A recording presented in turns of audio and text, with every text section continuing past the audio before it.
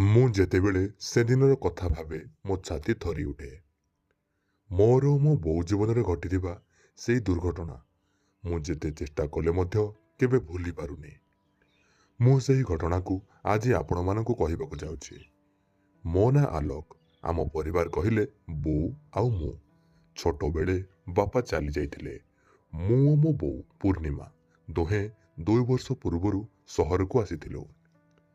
ମୁଁ ସେ ସମୟରେ ସହରରେ ଏକ କମ୍ପାନୀରେ ଚାକିରି ପାଇଥିଲି। ତେଣୁ ମୁଁ ମୋ ବୋଉ ସହ ସହର ଆସିଥିଲି। କମ୍ପାନୀ ଆମର ରହିବା ବ୍ୟବସ୍ଥା କରିବା ପାଇଁ ମନା କରିବାରୁ ଆମେ ଦୁହେଁ କମ୍ ଦାମରେ ଏକ ଘର ଭଡ଼ା ନେଇ ରହିଲୁ। ଆମେ ଯେଉଁ ଜାଗାରେ ରହିଲୁ ସେ ଜାଗାରେ ରାଜା ବୋଲି ଏକ ଗୁଣ୍ଡା ରାଜ କରେ। ସେଠାରେ ସବୁ ଲୋକମାନେ ତାକୁ ଡରନ୍ତି। ଆମେ ସେ ଗୁଣ୍ଡା ବିଷୟରେ ଲୋକମାନଙ୍କଠାରୁ ଶୁଣିଥିଲୁ। ମୁଁ ଆଉ ବୋଉ ବହୁତ ମଜାରେ ଥାଉ। ମୋ ବୋଉ ଦେଖିବାକୁ ବହୁତ ସୁନ୍ଦରୀ। ତାକୁ ସେତେବେଳେ 37 ବର୍ଷ ହୋଇଥିଲା। ତା ଉଚ୍ଚତା 5 ଫୁଟ 3 ଇଞ୍ଚ ଖଣ୍ଡେ ହେବ। ତାର ଗୋରା ଦେହ ଦେଖିଲେ ଯେକୌଣସି ପୁରୁଷର ହୋସ୍ ଉଡ଼ିଯିବ। ଏମିତି ଦିନକର ଘଟଣା। ମୁଁ ଆଉ ବୋଉ ମାର୍କେଟରୁ ଫେରୁଥିଲୁ। ବାଟରେ ଗୋଟିଏ ଅଭଦ୍ର ଟୋକା ଆମ ପଛେ ପଛେ ଆସିଲା।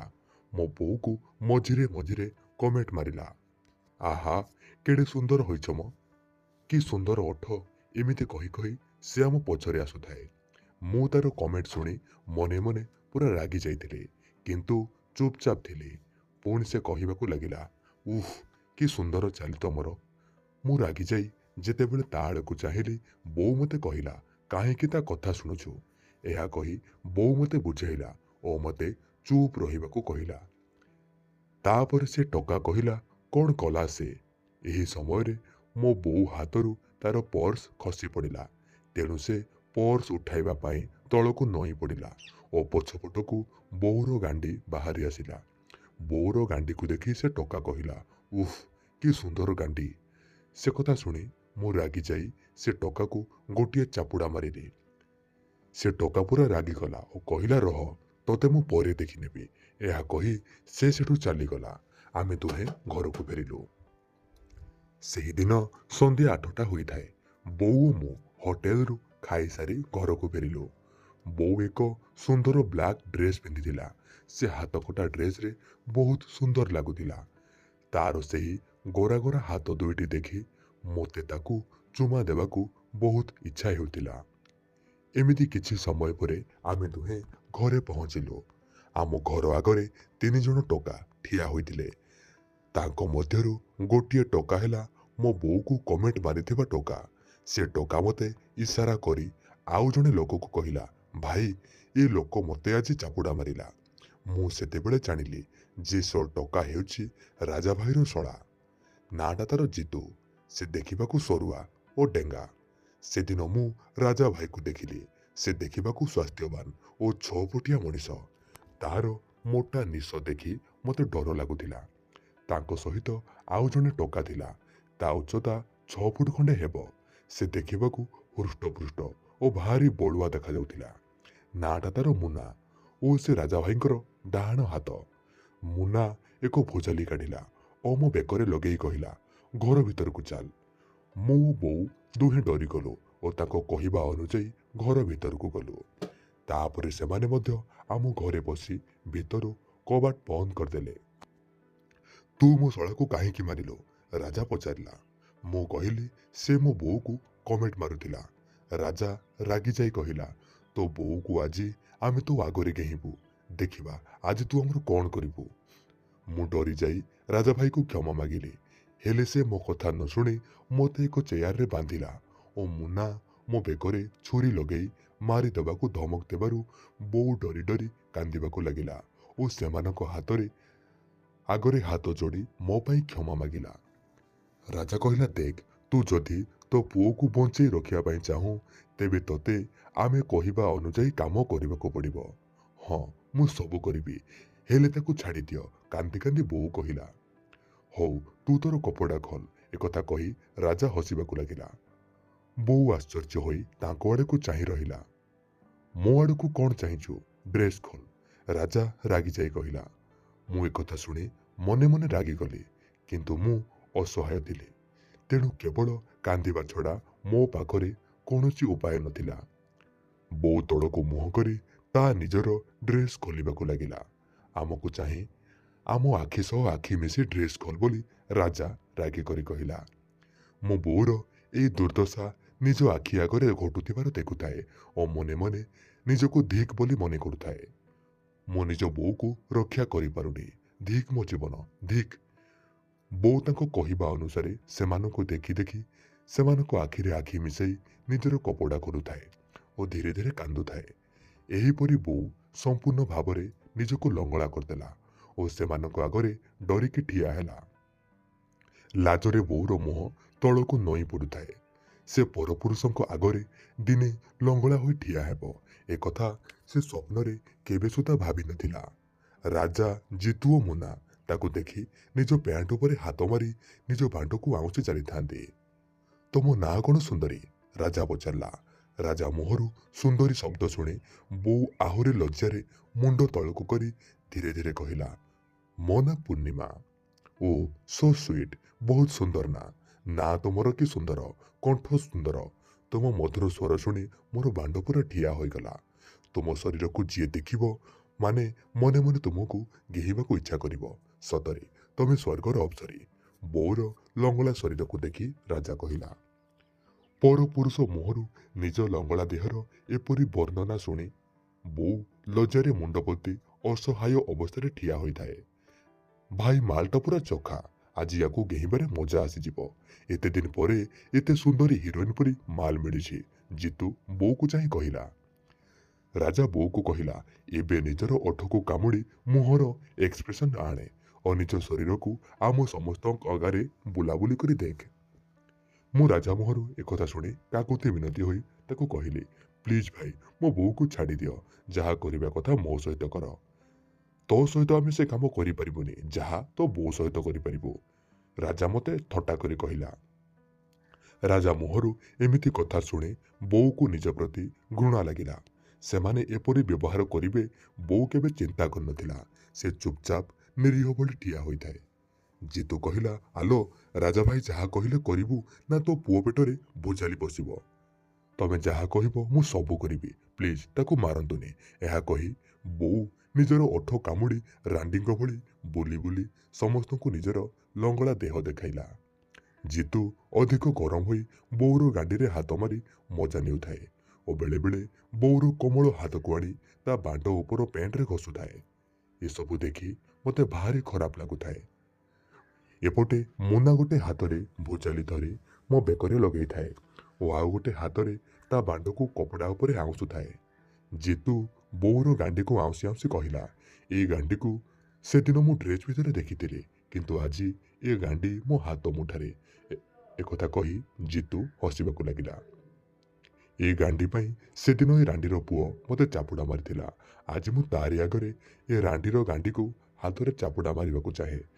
ଜିତୁ ମୋ ଆଡ଼କୁ ଚାହିଁ କହିଲା, ପୂର୍ଣ୍ଣିମା, ତୋ ଗାଣ୍ଡି ତୋ ପୁଅ ଆଡ଼କୁ ନଇଁ ପଡ଼। ରାଜା କହିଲା। ଆଲୋ ରାଣ୍ଡି, ଦେଖା ତୋ ଗାଣ୍ଡି। ଜିତୁ ଖୁସିରେ ଉତ୍ସାହିତ ହୋଇ କହିଲା। ଏକଥା ଶୁଣି ବୋଉ ଆଖିରୁ ଲୁହ ବାହାରି ପଡ଼ିଲା। ସେ ଅସହାୟ ହୋଇ ମୋ ଆଡ଼କୁ ଚାହିଁଲା। ମୁଁ ତାର ସେ ନିରୀହ ମୁହଁ ଦେଖି ଦୁଃଖରେ ମୁଣ୍ଡ ତଳକୁ ନୁଆଇଁ ଦେଲି। ମୁଁ ବୋଉର ଆଖିରେ ଆଖି ମିଶେଇ ଦେଖିପାରିଲିନି।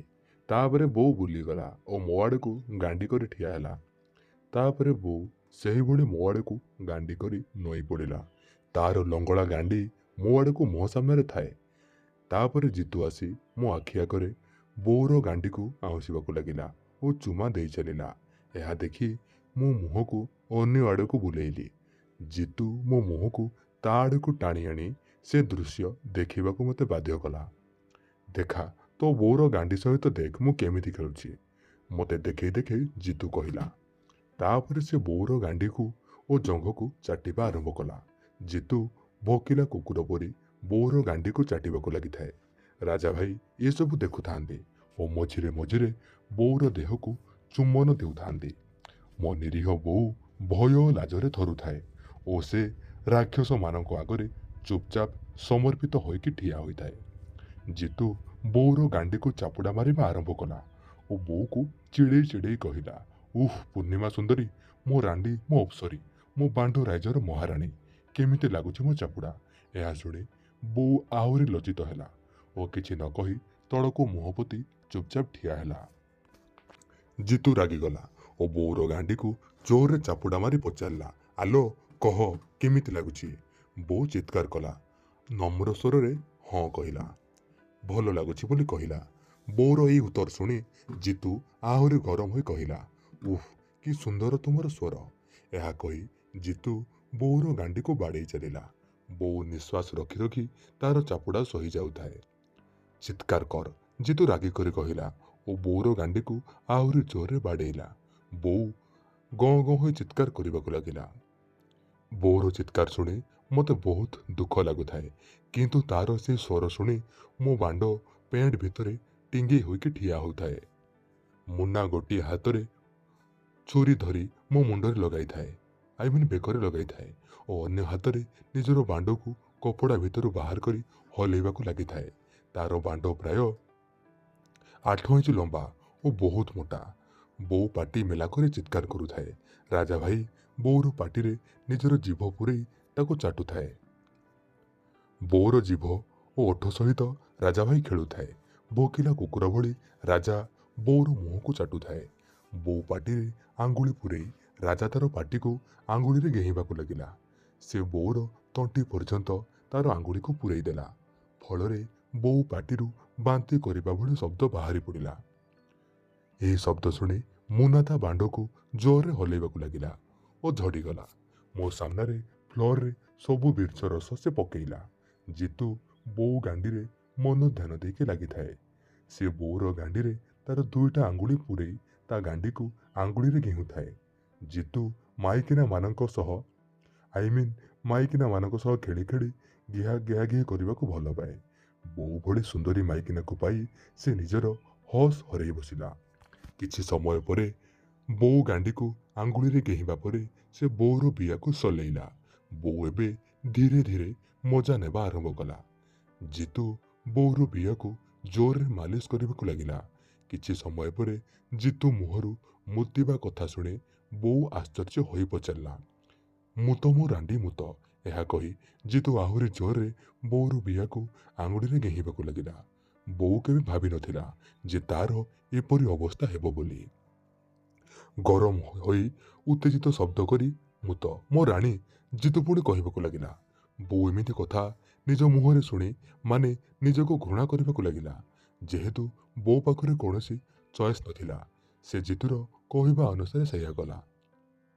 ବୋଉ ଟିକେ ପରେ ଚିତ୍କାର କରି ମୁତିବା ଆରମ୍ଭ କଲା। ଓ ମୋ ପୂର୍ଣ୍ଣିମା ସୁନ୍ଦରୀ, ମୋ ମୁତୁରୀ ରାଣୀ, ତମ ମୁତ କି ଗରମ, କି ସୁନ୍ଦର। ଜିତୁ ଏହା କହି ବୋଉର ମୁତକୁ ହାତ ଆଞ୍ଜୁଳାରେ ଧରି ଖେଳିବାକୁ ଲାଗିଲା। ବୋଉ ମୁତକୁ ଜିତୁ ତାର ଆଞ୍ଜୁଳାରେ ଆଣି ବୋଉର ଦେହ ସାରା ପକେଇଲା ଓ ବୋଉକୁ ଚାଟିବାକୁ ଲାଗିଲା। ଜିତୁର ଏପରି କାରନାମା ଦେଖି ମୋର ତା ଉପରେ ରାଗ ଆସୁଥାଏ, କିନ୍ତୁ ମୋ ବାଣ୍ଡ ଟିଙ୍ଗେଇ ଉଠୁଥାଏ। ଏହିପରି ସମୟରେ ରାଜା ବୋଉର ଗାଲକୁ ତା ହାତରେ ଧୀରେ ଧୀରେ ଚାପୁଡ଼ା ମାରି ମଜା ନେଉଥାଏ। କିଛି ସମୟ ପରେ ବୋଉକୁ ଚାଟି ଚାଟି ମନ ଭରିଯିବା ପରେ ଜିତୁ ରାଜାକୁ କହିଲା, ଭାଇ ଏବେ ଏ ସୁନ୍ଦରୀକୁ କୁହ ସେ ଆମର କପଡ଼ା ଖୋଲି ଆମମାନଙ୍କୁ ଲଙ୍ଗଳା କରୁ। ହେ ସୁନ୍ଦରୀ, ଆମକୁ ଲଙ୍ଗଳା କର। ରାଜା ବୋଉର ମୁହଁର ତଳ ଭାଗକୁ ଆଉଁସି ଆଉଁସି କହିଲା ଓ ବୋଉର ଓଠକୁ ଚୁମ୍ବନ ଦେବାକୁ ଲାଗିଲା। ତାପରେ ବୋଉ ସେମାନଙ୍କୁ ପୂରାପୂରି ଲଙ୍ଗଳା କରିଲା। ଜିତୁର ବାଣ୍ଡ ଦେଖିବାକୁ ଲମ୍ବା, ପ୍ରାୟ 8 ଇଞ୍ଚ ଓ ମୋଟା ପ୍ରାୟ 3 ଇଞ୍ଚ ହେବ, କିନ୍ତୁ ରାଜାର ବାଣ୍ଡ ବହୁତ ଛୋଟ କିନ୍ତୁ ଟିକେ ମୋଟା। ଏହାପରେ ଜିତୁ ତା ମୋବାଇଲରେ ଗୋଟେ ଆଇଟମ ସଙ୍ଗ ଲଗେଇଲା ଓ ନିଜର ବାଣ୍ଡକୁ ହାତରେ ହଲେଇ ହଲେଇ ବୋଉକୁ ନାଚିବାକୁ କହିଲା। ବୋଉ ଜିତୁ ମୁହଁକୁ ଚାହିଁ ରହିଲା। ସେ ଏପରି ଲଙ୍ଗଳା ଅବସ୍ଥାରେ କିପରି ନାଚିବ ଏକଥା ସେ ଜିତୁକୁ କହିଲା। ଆଲୋ ଏବେ ଲାଜ ଛାଡ଼, ଆମ ଆଗରେ ଆଉ ଲାଜ କ'ଣ? ଆମେ ତ ତୋ ସ୍ୱାମୀ ଭଳିଆ। ଏବେ ଲାଜ ସରମ ଛାଡ଼ି ଏଇ ଆଇଟମ ଡ୍ୟାନ୍ସ କର। ଏହା କହି ଜିତୁ ତା ବାଣ୍ଡକୁ ହଲେଇଥାଏ।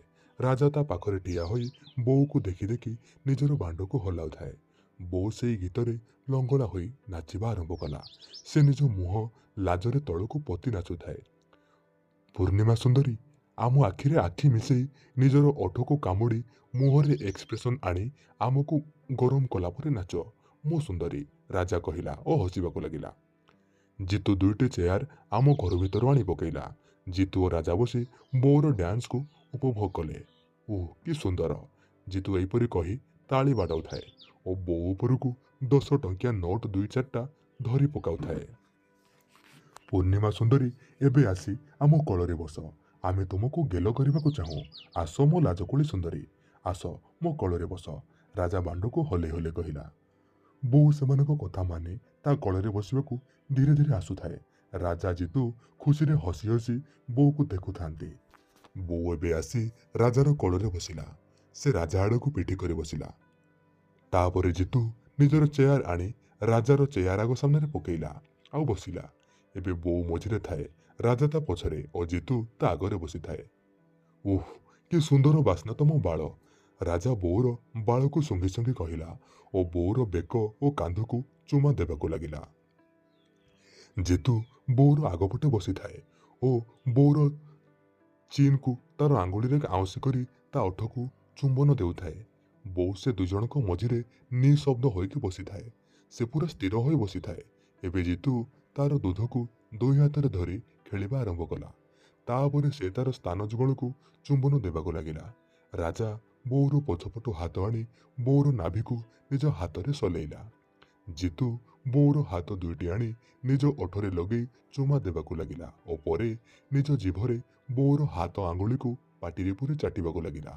ତାପରେ ଜିତୁ ବୋଉର 2 ହାତକୁ ନେଇ ନିଜର ବାଣ୍ଡ ଉପରେ ରଖିଲା ଓ ହଲେଇବାକୁ କହିଲା। ମୋ ବାଣ୍ଡକୁ 2 ହାତରେ ଧରି ହଲାଅ ସୁନ୍ଦରୀ ରାଣୀ, ଜିତୁ ବୋଉକୁ କହିଲା। ବୋଉ ଜିତୁର ବାଣ୍ଡକୁ 2 ହାତରେ ଧରି ହଲେଇବାକୁ ଲାଗିଲା ଓ ଜିତୁ ବୋଉର ବିଆରେ ନିଜର ଆଙ୍ଗୁଳି ପୁରେଇ ଗିହିଁ ଚାଲିଲା। ବୋଉ ପାଟିକୁ ମେଲା କରି ଗଁ ଗଁ ଶବ୍ଦ କରୁଥାଏ। ଜିତୁ ବୋଉର ମେଲା ପାଟିରେ ଜିଭ ପୁରେଇ ତାକୁ ଚୁମା ଦେଉଥାଏ। ଏହିପରି ସମୟରେ ଜିତୁର ଶରୀର ଟାଣି ଟାଣି ହୋଇଗଲା ଓ ସେ ଝଡ଼ିଗଲା। ତାର ସବୁ ବୀର୍ଯ୍ୟ ବୋଉର ହାତ ଓ ପେଟରେ ପଡ଼ିଲା। ଜିତୁ ବୋଉକୁ ତାର ବୀର୍ଯ୍ୟ ଚାଟିବାକୁ କହିଲା। ବୋଉ ତାର ସବୁ ବୀର୍ଯ୍ୟକୁ ନିଜ ଆଙ୍ଗୁଳିରେ ଆଣି ଚାଟି ପକେଇଲା। ଜିତୁ ତାପରେ କିଛି ସମୟ ରେଷ୍ଟ ନେଲା। ମୋ ପାଖରେ ଠିଆ ହୋଇ ମୁନା ଏପଟେ ହଲାଉଥାଏ। ସେ ଏପର୍ଯ୍ୟନ୍ତ 3 ଥର ଝଡ଼ି ସାରିଥାଏ। ମୋ ଆଗରେ ତାର ବୀର୍ଯ୍ୟ ରସ ପଡ଼ିଥାଏ। ରାଜା ବୋଉକୁ ନିଜ କୋଳରୁ ଉଠେଇ ଠିଆ କଲା ଓ ପଚାରିଲା, ତମେ ଘିଆ ଭିଡ଼ିଓ ଦେଖିଛ?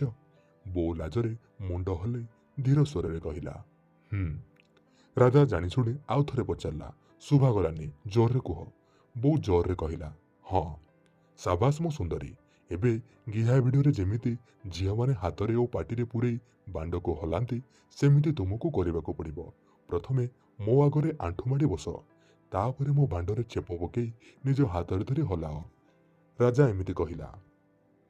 ବୋଉ ରାଜାର କହିବା ଅନୁସାରେ ଏବେ ଚଟାପଟ ତଳେ ଆଣ୍ଠୁମାଡ଼ି ବସିଲା ଓ ରାଜାର ବାଣ୍ଡରେ ଛେପ ପକେଇ ହାତରେ ହଲେଇବାକୁ ଲାଗିଲା। ଏହି ସମୟରେ ଜିତୁ ମଧ୍ୟ ତା ବାଣ୍ଡକୁ ଆଣି ବୋଉର ମୁହଁ ଆଗରେ ରଖି ହାତରେ ହଲେଇବା ପାଇଁ କହିଲା। ବୋଉ ଜିତୁର ବାଣ୍ଡକୁ ଗୋଟେ ହାତରେ ଓ ରାଜାର ବାଣ୍ଡକୁ ଆଉ ଗୋଟେ ହାତରେ ଧରି ହଲେଇ ଚାଲିଲା। କିଛି ସମୟ ପର୍ଯ୍ୟନ୍ତ ବୋଉ ସେ ଦୁହିଁଙ୍କ ବାଣ୍ଡକୁ ହଲେଇ ଚାଲିଲା। ତାପରେ ଜିତୁ କହିଲା, ଏବେ ଆମ ଦୁହିଁଙ୍କ ବାଣ୍ଡକୁ ତୁ ତ ଜିଭରେ ସଲସଲ କର। ବୋଉ ଆଗରୁ କେବେ କାହାର ବାଣ୍ଡକୁ ପାଟିରେ ପୁରେଇନି। ଯେତେବେଳେ ଜିତୁ ବୋଉକୁ ତାର ବାଣ୍ଡକୁ ଜିଭରେ ଛୁଇଁବାକୁ କହିଲା, ବୋଉ ନିଜ ପାଟିକୁ ବନ୍ଦ କରି ଅନିଚ୍ଛା ପ୍ରକାଶ କଲା ଓ ନିଜ ମୁହଁକୁ ଅନ୍ୟ ଆଡ଼କୁ ବୁଲେଇଲା। ଚୁପଚାପ ମୋର ରାଜା ଭାଇର ବାଣ୍ଡକୁ ଜିଭରେ ସଲସଲ କର, ନହେଲେ ତୋ ପୁଅ ମରିବ। ଜିତୁ ଏହା କହି ବୋଉର ମୁହଁ ସାରା ଓ ଓଠରେ ନିଜର ବାଣ୍ଡକୁ ଘଷିବାକୁ ଲାଗିଲା। ବୋଉ ଇଚ୍ଛା ନଥାଇ ମଧ୍ୟ ଜିତୁର ବାଣ୍ଡକୁ ନିଜ ଜିଭରେ ଚାଟିଲା। ମଝିରେ ମଝିରେ ତାର ବାନ୍ତି ଉଠାଉଥାଏ, କିନ୍ତୁ ସେ ନିଜର ଘୃଣାକୁ କଣ୍ଟ୍ରୋଲ କଲା ଓ ଜିତୁର ବାଣ୍ଡକୁ ଚାଟିବାକୁ ଲାଗିଲା। ଯେତେବେଳେ ବୋଉ ରାଜାର ବାଣ୍ଡରେ ତାର କୋମଳ ଜିଭକୁ ସ୍ପର୍ଶ କଲା, ରାଜା ଦେହରେ କରେଣ୍ଟ ଖେଳିଗଲା। 2 ମିନିଟ ପରେ ରାଜାର ଦେହ ଥରି ଉଠିଲା ଓ ସେ ବୋଉର ମୁହଁ ଉପରେ ଓ ପାଟି ଭିତରେ ତାର ସବୁ ବୀର୍ଯ୍ୟକୁ ଛାଡ଼ିଲା। ରାଜା ଏବେ ଚେୟାରରେ ବସି ରେଷ୍ଟ ନେଲା। ବୋଉ ରାଜାର ସବୁ ରସ ଚାଟିକି ପିଇଲା। ଏବେ ବୋଉ ଜିତୁର ବାଣ୍ଡକୁ ପୁଣି ଚାଟିଲା। ପରେ ଜିତୁ ବୋଉକୁ ପାଟି ଖୋଲିବାକୁ କହିଲା। ବୋଉ ନିଜର ପାଟି ଖୋଲି ଜିତୁ ଆଡ଼କୁ ଚାହିଁଲା। ଜିତୁ ବୋଉର ପାଟିରେ ନିଜର ବାଣ୍ଡକୁ ପୁରେଇ ତାର ପଛ ମୁଣ୍ଡକୁ ଜୋରରେ ନିଜ ଆଡ଼କୁ ଟାଣିଲା।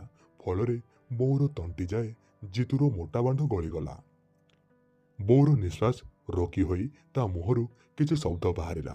ଜିତୁ ବୋଉର ପଛ ମୁଣ୍ଡକୁ ଛାଡ଼ି ଦେବାରୁ ବୋଉ ନିଶ୍ୱାସ ନେଲା ଓ ଜିତୁ ଆଡ଼କୁ ବିକଳ ମୁହଁରେ ଚାହିଁ ରହିଲା। ଜିତୁ ଏହିପରି ବୋଉ ସହିତ ବାରମ୍ବାର କଲା, କିଛି ସମୟ ପରେ ଜିତୁ ମଧ୍ୟ ନିଜର ବୀର୍ଯ୍ୟକୁ ବୋଉର ମୁହଁରେ ପିଚକାରି ମାରି ଛାଡ଼ିଲା। ବୋଉ ତାର ସବୁ ରସକୁ ଚାଟିକି ସଫା କରିଦେଲା। ଜିତୁ ବୋଉର ମୁହଁକୁ ହାତରେ ଧରି ତାକୁ ଠିଆ କଲା ଓ ବୋଉର ଓଠକୁ ଚୁମା ଦେବାକୁ ଲାଗିଲା। ସେତେବେଳେ ରାତି ଗୋଟାଏ ହୋଇଥାଏ। ସେମାନେ ଏବେ ବୋଉକୁ ଫ୍ରେଶ ହୋଇ ଆସିବାକୁ କହିଲେ। ବୋଉ କିଛି ସମୟ ପରେ ଫ୍ରେଶ ହୋଇକି ଆସିଲା। ଜିତୁ ଓ ରାଜାଙ୍କର ବାଣ୍ଡ ଏବେ ପୁଣି ଠିଆ ହେବାକୁ ଲାଗିଥାଏ। ରାଜା ଏବେ ବେଡରୁମକୁ ଯିବାକୁ କହିଲା। ରାଜା ମୁନାକୁ କହିଲା, ତା ପୁଅକୁ ବି ବେଡରୁମକୁ ଆଣି ଆସ। ସେ ଆମର ଘିଁ ଘିଁ ଦେଖିବ, ଆଉ ତାକୁ ମଧ୍ୟ ଲଙ୍ଗଳା କରିଦିଅ। ଦେଖିବା ତା ବୋଉର ଘିହା ଘିହି ଦେଖି ତା ବାଣ୍ଡ ଉଠୁଛି କି ନାହିଁ।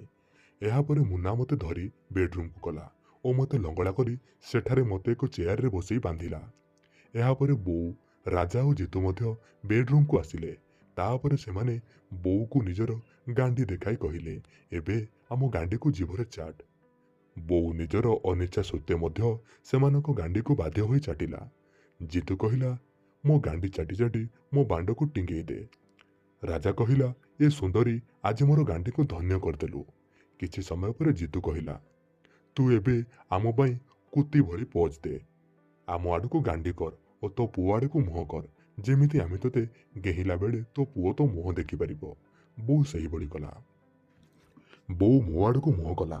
ପରେ ଦେଖିଲେ ମୋ ବାଣ୍ଡ ପୁରା ଏପଟେ ଟିଙ୍ଗେଇ ହୋଇକି ରହିଛି। ବୋଉ ମୋତେ ନ ଦେଖି ମୋର ବାଣ୍ଡକୁ ଦେଖୁଥାଏ। ମୋ ବାଣ୍ଡ ଠିଆ ହୋଇଥିବାରୁ ଲାଜରେ ବୋଉ ମୁହଁକୁ ଚାହିଁ ପାରୁନଥାଏ। କାଳେ ବୋଉ କଣ ଭାବିବ। ଜିତୁ ବୋଉର ଗାଣ୍ଡିକୁ ପ୍ରଥମେ ହାତରେ ଆଉଁସିଲା ଓ ତାପରେ ଗାଣ୍ଡିକୁ ଚାଟିବାକୁ ଲାଗିଲା। ତାପରେ ସେ ନିଜ ବାଣ୍ଡକୁ ବୋଉର ଗାଣ୍ଡିରେ ଘଷିଲା ଓ ତାପରେ ବୋଉର ଗାଣ୍ଡିରେ ତା ବାଣ୍ଡକୁ ଧୀରେ ଧୀରେ ଗଳେଇଲା। ତାପରେ ଜିତୁ ନିଜର ଗେହିବାର ବେଗ ବଢ଼େଇଲା ଓ ଜୋରରେ ଧକ୍କା ମାରି ଗେହିବାକୁ ଲାଗିଲା। ବୋଉ ଗାଣ୍ଡିରେ କଷ୍ଟ ହେବାରୁ ସେ ଜୋରରେ ଚିତ୍କାର କରୁଥାଏ। ଜିତୁ ମୋତେ ଦେଖି କହିଲା, ଦେଖ ତୋ ବୋଉ କେମିତି କୁତି ହୋଇ ମୋ ଠାରୁ ଘିଆ ଖାଉଛି। ପୁଣି ଜିତୁ ବୋଉକୁ କହିଲା, ଦେଖ ତତେ ଆମ ସାଙ୍ଗରେ ଗାଣ୍ଡି ମରେଇ ହେବାର ଦେଖି ତୋ ପୁଅର ବାଣ୍ଡ ଠିଆ ହୋଇଗଲା। ତୋ ପୁଅର ମଧ୍ୟ ଇଚ୍ଛା ହେଲାଣି ତତେ ଘେହିବାକୁ। ଜିତୁ କହିଲା, ଏବେ ତୋ ପୁଅର ବାଣ୍ଡକୁ ପାଟିରେ ପୁରା। ତାଙ୍କ କଥା ଶୁଣି ବୋଉ ପୁରା ଆଶ୍ଚର୍ଯ୍ୟ ହୋଇଗଲା। ମୁଁ ମଧ୍ୟ ଆଶ୍ଚର୍ଯ୍ୟ ହୋଇଗଲି। ତାଙ୍କ କଥା ଶୁଣି ବୋଉ ଜମାରୁ ରାଜି ହେଲାନି। ବୋଉ ଆଉ ମୁଁ ଆମେ ତାଙ୍କୁ ବହୁତ କାକୁତି ମିନତି କଲୁ ଯେ ଆମ ସହିତ ଏମିତି କରନି। ବୋଉ କହିଲା, ତମେ ମୋ ସହ ଯାହା କରିବା କଥା କର, ହେଲେ ଆମେ ମା ପୁଅ ଏସବୁ କେମିତି କରିବୁ? ଜିତୁ କହିଲା, ପାଟିରେ ପୁରେଇବୁ ନା ମରିବ ତ ପୁଅ। ମୁନା, ମାର ତାକୁ। ବୋଉ କହିଲା, ନା ନା, ମୋ ପୁଅର କିଛି କରନି, ମୁଁ ଖାଇବି। କହିକି ବୋଉ ସିଧା ମୋ ବାଣ୍ଡକୁ ପାଟିରେ ପୁରେଇ ଚୁଚୁମିଲା। ତାପରେ ବୋଉକୁ ରାଜା ମଧ୍ୟ ସେଇଭଳି ପୋଜିସନରେ ଗେହିଲା। ଏହାପରେ ରାଜା ବେଡରେ ଶୋଇଲା ଓ ବୋଉକୁ ନିଜ ବାଣ୍ଡ ଉପରେ ବସେଇକି ଗେହିଲା। ବୋଉ ରାଜାର ବାଣ୍ଡ ଉପରେ ବସୁଟ ହେଉଥାଏ ଓ ଚିତ୍କାର କରୁଥାଏ। ଜିତୁ ବୋଉର ପାଟିକୁ ବନ୍ଦ କରିବା ପାଇଁ ତା ପାଟିରେ ନିଜର ବାଣ୍ଡକୁ ପୁରେଇ ଘେହିବାକୁ ଲାଗିଲା। ବୋଉର ପାଟିରୁ ଲାଳ ବାହାରି ଜିତୁର ବାଣ୍ଡ ସାରା ହୋଇଯାଇଥାଏ। ଜିତୁ ଏବେ ବୋଉ ମୁହଁରେ ନିଜର ବାଣ୍ଡକୁ ଘଷିଲା। ବୋଉ ଏବେ ସେମାନଙ୍କ ଗେହାର ମଜା ନେଉଥାଏ। ତାପରେ ଜିତୁ ମୁନାକୁ ମୋ ହାତ ଗୋଡ଼ ଖୋଲିବାକୁ କହିଲା। ମୁନା ମୋର ହାତ ଗୋଡ଼ ଖୋଲିଲା। ତାପରେ ଜିତୁ କହିଲା, ଯଦି ବେଶୀ ଚାଲାକି କରିବୁ ତାହେଲେ ମା ବୋଉ ଦୁଇଟାକୁ ଏଇଠି ମାରିଦେବୁ। ମୁଁ ମନେ ମନେ ଭାବିଲି, ଆଉ ଚାଲାକି କରି କଣ ଲାଭ? ବୋଉକୁ ତ ଗେହି ସାରିଲେଣି। ଜିତୁ କହିଲା, ଏଠିକି ଆସି ତୋ ବୋଉର ଗାଣ୍ଡିକୁ ଚାଟ। ରାଜା କହିଲା, ଯାହା କହ, ଏଇ ମା ପୁଅ ଘିଆ ଘିଇ ହେଲେ ମଜା ଆସିଯିବ। ଆଜି ତୋ ବୋଉ ତ ମାଇପ ହେବ। ତାପରେ ରାଜା କହିଲା, ଚାଟିବୁ ନା ଦେଖିବୁ ଏବେ? ମୁଁ ଚୁପଚାପ ଯାଇ ବୋଉର ଗାଣ୍ଡି ପଟେ ରହି ବୋଉର ଗାଣ୍ଡିକୁ ଦୁଇ ହାତରେ ଫାଡ଼ି ଜିଭରେ ଚାଟିବାକୁ ଲାଗିଲି। ତାପରେ ଜିତୁ ବୋଉର ମୁହଁରେ ଛେପ ପକେଇ ବୋଉର ମୁହଁ ସାରା ହାତରେ ବୋଳି ଚାଲିଲା ଓ ବୋଉର ପାଟିକୁ ଖୋଲି ନିଜର ଛେପକୁ ବୋଉର ପାଟିରେ ପକେଇ ତାକୁ ଢୋକିବାକୁ କହିଲା। ବୋଉ ଏବେ ଖୁସିରେ ତାର ଛେପ ଢୋକିଲା। ଜିତୁ ପୁରା ଜୋଶରେ ଥାଏ। ଏବେ ଜିତୁ ବୋଉକୁ କହିଲା ତା ବାଣ୍ଡ ଉପରେ ବସି ବସୁଟ ହେବାକୁ। ବୋଉ ଜିତୁର ବାଣ୍ଡକୁ ନିଜ ବିଆରେ ପୁରେଇଲା ଓ ତା ଉପରେ ବସି ଉଠବସ ହେବାକୁ ଲାଗିଲା। ରାଜା ବୋଉର ପାଟିରେ ବାଣ୍ଡ ପୁରେଇ ପୁଣି ଗେହିବାକୁ ଲାଗିଲା। ତାପରେ ବୋଉକୁ ବେଡରେ ଶୁଆଇ ଜିତୁ ତା ବାଣ୍ଡରେ ଛେପ ମାରି ବୋଉକୁ ପୁଣି ଗେହିଲା। ଏମିତି ଭାବେ ସେମାନେ ବୋଉକୁ ଅଧା ଘଣ୍ଟା ପର୍ଯ୍ୟନ୍ତ ଗେହିଲେ ଓ ତାପରେ ଜିତୁ ନିଜର ବୀର୍ଯ୍ୟ ରସ ବୋଉର ମୁହଁ ଉପରେ ଢାଳିଲା। ରାଜା ନିଜର ବୀର୍ଯ୍ୟ ରସ ବୋଉ ପେଟରେ ଢାଳିଲା। ବୋଉ ସେମାନଙ୍କ ବୀର୍ଯ୍ୟକୁ ଚାଟିକି ପିଇ ପକେଇଲା। ତାପରେ ସେମାନଙ୍କ ବାଣ୍ଡକୁ ଦୁଇ ହାତରେ ଧରି ଚାଟିବାକୁ ଲାଗିଲା। ଏବେ ଜିତୁ ମୋତେ ତଳେ ଶୋଇବାକୁ କହିଲା। ମୁଁ ତଳେ ଶୋଇଲି। ଆଉ ବୋଉକୁ କହିଲା, ତୋ ପୁଅ ପାଟିରେ ତୋ ବିଆକୁ ଘଷି ଘଷି ମୁତ୍। ବୋଉ ତା ବିଆକୁ ମୋ ପାଟିରେ କିଛି ସମୟ ଘଷିବା ପରେ ତାପରେ ମୋ ପାଟିରେ ବୋଉ ମୁତିବାକୁ ଲାଗିଲା। ରାଜା ମୋ ନାକକୁ ଚିପି ଧରିଲା। ନିଶ୍ୱାସ ବନ୍ଦ ହେବାରୁ ମୁଁ ବୋଉର ସବୁ ମୁତ ପିଇଗଲି। ତାପରେ ରାଜା କହିଲା, ଏବେ ତୋ ପୁଅର ବାଣ୍ଡକୁ ପାଟିରେ ପୁରେ ଚୁଚୁମିକି ଖା। ଇଚ୍ଛା ନଥାଇକି ବି ବୋଉ ମୋ ବାଣ୍ଡକୁ ଜବରଦସ୍ତି ତା ପାଟିରେ ପୁରେ ଚଷିବାକୁ ଲାଗିଲା। ମୁନା କହିଲା, ଯାହା କୁହ ଭାଇ, ମା ପୁଅଙ୍କର ଗିହାଗିହି ଦେଖି ପୁରା ମଜା ଆସିଗଲା। କିଛି ସମୟ ପରେ ରାଜା ଆଉ ଜିତୁର ବାଣ୍ଡ ପୁଣି ଥରେ ଉଠିଲା। ଜିତୁ ବୋଉକୁ କହିଲା, ଏବେ ତୁ ଆଣ୍ଠେଇକି କୁକୁର ଭଳି ରହ, ତୋ ପୁଅ ତତେ ଘେହିବ। ବୋଉ ପୁଣି ମନା କରୁଥାଏ, କିନ୍ତୁ ସେମାନେ ପୁଣି ଧମକ ଦେଲେ, ନହେଲେ ଆମେ ତମ ଦୁଇଟାଙ୍କୁ ମାରିଦେବୁ। ବୋଉ ବାଧ୍ୟ ହୋଇ ତାଙ୍କ କଥା ମାନିକି ସେମିତି କରିଲା। ମୁଁ ବୋଉର ବିଆରେ ବାଣ୍ଡ ପୁରେଇ ଘେହିବା ଆରମ୍ଭ କଲି। ଜିତୁ ଆଉ ରାଜା ବୋଉର ପାଟିରେ ଦୁଇଟା ଯାକ ବାଣ୍ଡ ପୁରେଇଲେ। ବୋଉ ଖାଲି ଗଁ ଗଁ ହେଉଥାଏ। ପ୍ରାୟ 10 ମିନିଟ୍ ଘେହିବା ପରେ ରାଜା କହିଲା, ଏବେ ଘୋଡ଼ାଘିକୁ 2 ପଟୁ ଘେହିବା। ଏହି କଥା ଶୁଣି ବୋଉ ମନା କରୁଥିଲା, ହେଲେ ସେମାନେ ତା କଥା ଶୁଣିଲେ ନାହିଁ। ରାଜା ତଳେ ଶୋଇଲା ଆଉ ବୋଉ ରାଜାର ବାଣ୍ଡକୁ ତା ବିଆରେ ପୂରେଇକି ରଖିଲା। ଜିତୁ ମୋତେ କହିଲା ବୋଉର ଗାଣ୍ଡି ଚାଟି ଚାଟି ଲାଳୁଆ କରିବା ପାଇଁ। ମୁଁ ବୋଉର ଗାଣ୍ଡିକୁ ଚାଟି ଲାଳୁଆ କଲା ପରେ ଜିତୁ ବୋଉର ଗାଣ୍ଡିରେ ବାଣ୍ଡକୁ ପୂରେଇଲା। ଏବେ ରାଜା ଆଉ ଜିତୁ ବୋଉର ଗାଣ୍ଡି ଆଉ ବିଆରେ ଘେହିବାକୁ ଲାଗିଲେ। ବୋଉକୁ ଟିକେ କଷ୍ଟ ହେଲେ ମଧ୍ୟ ଦୁଇଆଡୁ ବାଣ୍ଡ ପଶୁଥିବାରୁ ବୋଉକୁ ମଧ୍ୟ ମଜା ଲାଗୁଥାଏ। କିଛି ସମୟ ଘେହିବା ପରେ ସେମାନେ ବୋଉର ବିଆ ଆଉ ଗାଣ୍ଡି ଭିତରେ ବୀର୍ଯ୍ୟ ଛାଡ଼ିଲେ। ଆଉ ବୋଉ ମଧ୍ୟ ତା ବିଆରୁ ପାଣି ଛାଡ଼ିଲା। ବୋଉ ବିଆର ପାଣିରେ ରାଜା ଆଉ ଜିତୁର ବାଣ୍ଡ ପୁରା ଧୋଇ ହୋଇଗଲା। ତାପରେ ଜିତୁ ମୋତେ କହିଲା, ଏବେ ତୋ ବୋଉର ବିଆକୁ ଚାଟି ଚାଟି ସବୁ ବୀର୍ଯ୍ୟକୁ ଖାଇବା ପାଇଁ। ମୁଁ ତାଙ୍କ କଥା ମାନି ବୋଉର ବିଆକୁ ଚାଟି ଚାଟି ସବୁ ବୀର୍ଯ୍ୟକୁ ସଫା କରିଦେଲି। ଜିତୁ ବୋଉକୁ ନିଜ କୋଳରେ ବସେଇଲା ଓ ପଚାରିଲା, ଆମେ ଦୁହେଁ ତୋର କ'ଣ ହେବୁ? ବୋଉ କିଛି ନ ବୁଝିପାରି ଚୁପଚାପ ରହିଲା। ତାପରେ ଜିତୁ ବୋଉକୁ କହିଲା, କହ, ଆମେ ତୋର ସ୍ୱାମୀ ଓ ତୁ ଆମର ଦୁହିଁଙ୍କ ସ୍ତ୍ରୀ। ବୋଉ ମୁଣ୍ଡ ହଲେଇ କହିଲା, ତମେ ଦୁହେଁ ମୋର ସ୍ୱାମୀ ଓ ମୁଁ ତୁମର ସ୍ତ୍ରୀ। ଏତିକି କହିଲା ପରେ ଜିତୁ କହିଲା, ନା ନା, ଆମେ 3 ଜଣ ତୋର ସ୍ୱାମୀ, ମାନେ ତୋ ପୁଅ ବି ତୋ ସ୍ୱାମୀ। ବୋଉ ବାଧ୍ୟ ହୋଇ ହଁ କଲା, କହିଲା, ହଁ, ମୋ ପୁଅ ବି ମୋର ସ୍ୱାମୀ। ତାପରେ ରାଜା, ଜିତୁ ଓ ମୁନା ଆମ ଘର ଛାଡ଼ି ଯିବାକୁ ବାହାରିଲେ। ଯିବା ପୂର୍ବରୁ ଜିତୁ ବୋଉକୁ ଜାବୁଡ଼ି ଧରି ଟିକେ ଚୁମା ଦେଲା ଓ ବୋଉର ଗାଣ୍ଡିକୁ ଚାପୁଡ଼ା ମାରି କହିଲା, ପୁଣି ଦେଖା ହେବ। ଏକଥା କହି ସେମାନେ ଚାଲିଗଲେ। ବୋଉ ବେଡ୍ ଉପରେ ସେମାନଙ୍କର ମୂତ ଓ ବୀର୍ଯ୍ୟରେ ଲଟପଟ ହୋଇକି ବସିଥାଏ। ସେ ଏବେ ପ୍ରକୃତ ବେଧ ପରି ଦେଖାଯାଉଥାଏ। ସେଦିନ ବୋଉ ଆଉ ମୁଁ ପରସ୍ପରର ମୁହଁକୁ ଦେଖିବା ଅବସ୍ଥାରେ ନଥିଲୁ। ଆମେ ଭାବିନଥିଲୁ ଆମେ ମା ପୁଅ ଭିତରେ ଏମିତି କିଛି ଘଟିଯିବ। ମୁଁ କାନ୍ଦି କାନ୍ଦି ବୋଉକୁ ଭୁଲ ମାଗିଲି। ବୋଉ କହିଲା, ଭୁଲ ମାଗିବା କିଛି ଦରକାର ନାହିଁ। ତୁ ତ ନିଜ ଇଚ୍ଛାରେ କରିନୁ, ସେମାନେ ବାଧ୍ୟ କରିବାରୁ ତୁ ଏସବୁ କଲୁ। ଏଥିରେ ତୋର କିଛି ଭୁଲ ନାହିଁ। ଏହିଭଳି ଘଟଣା ଯେ କେହି ଦେଖିଲେ ମଧ୍ୟ ତାର ବାଣ୍ଡ ଉଠିଯିବ, ଏଇଟା ଗୋଟେ ସାଧାରଣ କଥା। ରାତି ସାରା ବୋଉକୁ ଏଭଳି କହିବା ପରେ ବୋଉର ବିଆ ଆଉ ଗାଣ୍ଡି ପୁରା ମେଲା ହୋଇକି ରହିଥାଏ। ତା ପରଦିନ ପରେ ଆମେ ସେ ଜାଗା ଛାଡ଼ି ଆଉ ଗୋଟେ ସହରକୁ ଚାଲିଗଲୁ। ସେମାନେ ଯେଉଁଭଳି ଘେହିଥିଲେ ବୋଉର ବିଆ ଆଉ ଗାଣ୍ଡିରୁ 10 ଦିନ ପର୍ଯ୍ୟନ୍ତ ଦରଜ ହେଉଥାଏ। ଏମିତି କିଛି ଦିନ ଗଲା ପରେ ସବୁ ଠିକ ହୋଇଗଲା। ମୁଁ ସବୁଦିନ ଡ୍ୟୁଟି ଚାଲିଯାଏ। ଗୋଟେ ଦିନ ମୋର ଛୁଟି ଥାଏ। ସକାଳେ ବୋଉ ଗାଧୁଆ ଘରକୁ ଗାଧୋଇବାକୁ ଚାଲିଗଲା। ହେଲେ ବୋଉ ଗାଧୁଆ ଘର କବାଟ ଖୋଲା ରଖି ଲଙ୍ଗଳା ହୋଇକି ଗାଧୋଇଲା। ବୋଉକୁ ଦେଖି ମୋ ବାଣ୍ଡ ପୁରା ଛିଡ଼ା ହୋଇଗଲା। କାଳେ ବୋଉ କ'ଣ ଭାବିବ ବୋଲି ମୁଁ ତାକୁ ସିଧାସଳଖ ଦେଖିପାରୁନଥାଏ। ବୋଉ ଗାଧୋଇ ଆସି ମୋ ଆଗରେ ଠିଆ ହୋଇ ତାର ଓଦା ଲଙ୍ଗଳା ଦେହକୁ ପୋଛିବାକୁ ଲାଗିଲା। ବୋଉ କହିଲା, ଜଲ୍ଦି ଗାଧୋଇ ଆସ, ନହେଲେ ଡେରି ହୋଇଯିବ। ତାପରେ ମୁଁ ବି ଗାଧୋଇ ଆସିଲି। ଆମେ ରେଡି ହୋଇ ପାର୍କ ବୁଲିବା ପାଇଁ ବାହାରିଗଲୁ। ଏତେ ଦିନ ପରେ ବୋଉ ମୁହଁରେ ହସ ଫେରିଛି। ମୁଁ ମନ ଦୁଃଖ କରି ବୋଉକୁ କହିଲି, ଆଖି ସାମ୍ନାରେ ତୋର ଇଜ୍ଜତ ଲୁଟିଲେ, ଅଥଚ ମୁଁ କିଛି କରିପାରିଲିନି। ବୋଉ କହିଲା, ନାରୀ ହେଉଛି ଗୋଟେ ସମୁଦ୍ର, ଯଦି ସେମାନେ ସମୁଦ୍ରରୁ ଢାଳେ ପାଣି କାଢ଼ି ନେବେ ତାହେଲେ କ'ଣ ସମୁଦ୍ର ଶୁଖିଯିବ? ତୁ ଜମାରୁ ମନ ଦୁଃଖ କରନି, ମୁଁ ତୋର ଖୁସି ପାଇଁ ସବୁକିଛି କରିପାରିବି। ରାତିରେ ଖାଇ ପିଇ ଶୋଇବାକୁ ଗଲୁ। ବୋଉ ଆଉ ମୁଁ ସାମ୍ନାସାମ୍ନି ମୁହଁ କରି ଶୋଇଥାଉ। ମୋ ବୋଉର ଅଣ୍ଟା ଉପରେ ହାତ ରଖି ବୋଉକୁ କୁଣ୍ଢେଇ ଧରି ଶୋଇଥାଏ। ମୋ ବୋଉର ଓଠ ପାଖକୁ ମୁଁ ଓଠ ନେଲି। ବୋଉ ଓଠରୁ ମୋ ଓଠ ବାସ୍ 2 ସେଣ୍ଟିମିଟର ଦୂରତା ଥାଏ। ମୋ ବୋଉକୁ କହିଲି, ବୋଉ, ଗୋଟେ କଥା ପଚାରିବି, ଖରାପ ଭାବିବନି। ବୋଉ କହିଲା ପଚାରୁନୁ ଖରାପ କାହିଁକି ଭାବିବି। ମୁଁ କହିଲି ଇଚ୍ଛାରେ ହେଉ କି ନ ଇଚ୍ଛାରେ ହେଉ ଆମ ଭିତରେ ସବୁକିଛି ସରିଯାଇଛି। ଏବେଠାରୁ ଆମେ ସବୁଦିନ ସ୍ୱାମୀ ସ୍ତ୍ରୀ ଭଳି ରହିଲେ କେମିତି ହୁଅନ୍ତା। ତାପରେ ବୋଉ ମୋତେ ଏକଥା ଶୁଣି ସିଧା କୁଣ୍ଢେଇ ଧରି ମୋ ଓଠରେ ତା ଓଠ ମିଶେଇଲା।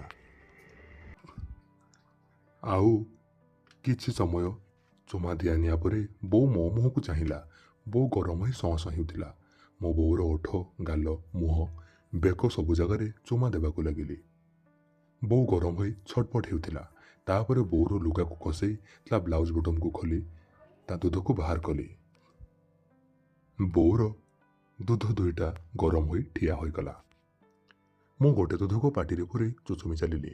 ଆଉ ଗୋଟେ ଦୁଧକୁ ହାତରେ ଦଳିବାକୁ ଲାଗିଲି। ବୋଉ କହିଲା, ସେଦିନ ସେମାନେ ଯେମିତି କରୁଥିଲେ ତୁ ମୋ ସହ ସେମିତି କର।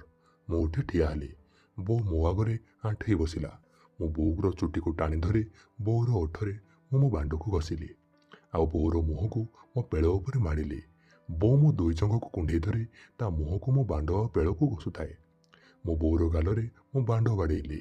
ତାପରେ ବୋଉ ପାଟିରେ ମୁଁ ମୋର ପୂରେଇକି ବୋଉ ମୋ ବାଣ୍ଡକୁ ଚଷିବାକୁ ଲାଗିଲା। ମୋ ବୋଉର ମୁଣ୍ଡ ବାଳକୁ ଧରି ମୋ ବାଣ୍ଡକୁ ବୋଉର ପାଟିରେ ଘପାଘପ ଘେଇବାକୁ ଲାଗିଲି। ବୋଉ ପାଟିରୁ ଲାଳ ବୋହି ତଳେ ପଡ଼ୁଥାଏ। ଆଉ ବୋଉ ପାଟିରୁ ଲାଳ ବୋହି ମୋର ପେଳ ମଧ୍ୟ ଓଦା ହୋଇଗଲା। ବୋଉ ମୋ ପେଳକୁ ପାଟିରେ ପୁରେଇ ଚଷିବାକୁ ଲାଗିଲା। ଆଉ ସବୁ ଲାଳକୁ ଚାଟି ସଫା କଲା। ବୋଉକୁ ତାପରେ ତଳେ ଶୁଆଇ ଦେଇ ତା ଦୁଇ ଗୋଡ଼ ଉପରକୁ ଟେକି ମେଲା କଲି। ଆଉ ବୋଉର ଗାଣ୍ଡି ଆଉ ଜଙ୍ଘରେ ଚାପୁଡ଼ା ମାରିଲି। ତାପରେ ବୋଉର ବିଆରେ ମୁହଁ ଘଷି ଘଷି ଚାଟିବାକୁ ଲାଗିଲି। ବୋଉ ମୋ ମୁଣ୍ଡ ବାଳକୁ ଧରି ଆଉଁଶୁଥାଏ। ତାପରେ ମୋ ବାଣ୍ଡକୁ ମୁଁ ମୋ ବୋଉର ବିଆରେ ଘଷିଲି। ବୋଉ ଗରମ ହୋଇ ରଡ଼ି ଛାଡ଼ୁଥାଏ। ମୁଁ ମୋର ବାଣ୍ଡକୁ ଗୋଟେ ଧକ୍କାରେ ବୋଉର ବିଆ ଭିତରେ ପୂରେଇଲି। ବୋଉ ପୁରା ଚିଲେଇ ଉଠିଲା। ତାପରେ ବୋଉକୁ ମୁଁ ଘେହିବାକୁ ଲାଗିଲି। ପ୍ରାୟ 20 ମିନିଟ୍ ଘେହିବା ପରେ ମୋର ବୀର୍ଯ୍ୟ ବାହାରିବାର ସମୟ ହେଲା। ମୋ ବାଣ୍ଡକୁ ବୋଉର ପାଟିରେ ପୂରେଇ ସବୁ ବୀର୍ଯ୍ୟକୁ ଛାଡ଼ିଲି। ବୋଉ ସବୁ ବୀର୍ଯ୍ୟକୁ ଖାଇଲା। କିଛି ସମୟ ପରେ ବୋଉ ମୋ ବାଣ୍ଡରେ ଛେପ ପକାଇ ହଲେଇବାକୁ ଲାଗିଲା। ମୋ ବାଣ୍ଡ ପୁଣି ଶକ୍ତ ହୋଇଗଲା। ଆଉ ବୋଉ ମୋତେ ଶୁଆଇ ଦେଇ ମୋ ମୁହଁ ଉପରେ ଗାଣ୍ଡିକୁ ଟେକି ବସିଲା ଓ ମୋର ଗୋଡ଼ ପଟକୁ ମୁହଁ କଲା। ମୋ ଜିଭ ଉପରେ ତା ଗାଣ୍ଡି କଣାକୁ ଲଗେଇ ବସିଲା। ମୋ ଜିଭ ବୋଉର ଗାଣ୍ଡି ଭିତରେ ପଶିଲା। ବୋଉ ମୋ ଜିଭ ଉପରେ ବସ୍ ଉଠ୍ ହେବାକୁ ଲାଗିଲା। ବୋଉର ଗାଣ୍ଡି ଭିତରେ ମୋର ଜିଭ କଚ୍ କଚ୍ ଶବ୍ଦ କରି ଭିତର ବାହାର ହେଉଥାଏ। ତାପରେ ବୋଉ ଆଣ୍ଠେଇ କୁକୁର ଭଳି ରହିଲା। ମୁଁ ବୋଉର ଗାଣ୍ଡିରେ ବାଣ୍ଡ ପୁରେଇ ଘେଇବା ଆରମ୍ଭ କଲି। ବୋଉ ତଳପଟୁ ହାତ ନେଇ ତା ବିଆକୁ ସଲସଲ କଲା। ପ୍ରାୟ ଅଧା ଘଣ୍ଟା ବୋଉର ଗାଣ୍ଡିରେ ଘେଇବା ପରେ ବୋଉ ବିଆରୁ ମଧ୍ୟ ଗରମ ଗରମ ପାଣି ବହିଗଲା। ଆଉ ମୁଁ ସବୁ ବୀର୍ଯ୍ୟ ବୋଉର ଗାଣ୍ଡି ଭିତରେ ଛାଡ଼ିଲି। ଆଉ ବୋଉର ଗାଣ୍ଡିକୁ ଚାଟିବାକୁ ଲାଗିଲି। ତାପରେ ମୋର ମୁତ ବାହାରିବାକୁ ଲାଗିଲା। ବୋଉ କହିଲା, ସେଦିନ ତୁ ମୋର ମୁତ ପିଇଥିଲୁ, ଆଜି ମୁଁ ତୋର ମୁତ ପିଇବି। ବୋଉ ପାଟି ଖୋଲି ରହିଲା। ମୁଁ ବୋଉର ପାଟିରେ ମୁତିଲି। ବୋଉ ସବୁ ମୁତକୁ ପିଇଦେଲା। ଏହିଭଳି ବୋଉ ଆଉ ମୁଁ ସବୁଦିନ ସ୍ୱାମୀ ସ୍ତ୍ରୀ ଭଳି ଘିଆଁ ଘିଁ ହେଉଥିଲୁ। ଦର୍ଶକ ବନ୍ଧୁ, ଏ କାହାଣୀଟି ଏଇଠି ସମାପ୍ତ ହେଉଛି। ଏ କାହାଣୀ ଜଣେ ଭାଇ ଆମ ପାଖକୁ ତାଙ୍କ ନିଜସ୍ୱ କାହାଣୀ ସେ ଆମ ପାଖକୁ ସେୟାର କରିଥିଲେ। ଆଜି ପାଇଁ ଏତିକି। ଦେଖା ହେବା ଆଉ ଏକ ନୂଆ ଭିଡ଼ିଓର ଏକ ନୂଆ କାହାଣୀରେ। କିନ୍ତୁ ତା ପୂର୍ବରୁ ଯଦି ଆପଣମାନେ ଆମ ଟେଲିଗ୍ରାମରେ ଜଏନ୍ କରିନାହାନ୍ତି ତାହେଲେ ଏହି ଭିଡ଼ିଓର କମେଣ୍ଟ ସେକ୍ସନରେ ଆମ ଟେଲିଗ୍ରାମର ଲିଙ୍କ୍ ପିନ୍ କରାହେଉଛି। ଜଲ୍ଦି ଯାଇ ଟେଲିଗ୍ରାମରେ ଜଏନ୍ କରନ୍ତୁ। ଆପଣମାନେ ଟେଲିଗ୍ରାମରେ କିଛି ଏମିତି ଜିନିଷ ଦେଖିବାକୁ ପାଇବେ ଯାହାକି ମୁଁ ଆପଣମାନଙ୍କୁ ଏଇଠି କହିପାରୁନି। ପ୍ରଥମେ ଯାଇକି କମେଣ୍ଟ ସେକ୍ସନରେ ଥିବା ଲିଙ୍କରେ କ୍ଲିକ୍ କରି ଟେଲିଗ୍ରାମରେ ଜଏନ୍ କରନ୍ତୁ। ତାପରେ ଆପଣ ଜାଣିପାରିବେ ଟେଲିଗ୍ରାମରେ କ'ଣ ଅଛି କ'ଣ ନାହିଁ। ଆଜି ପାଇଁ ଏତିକି, ରହୁଛି। ଧନ୍ୟବାଦ।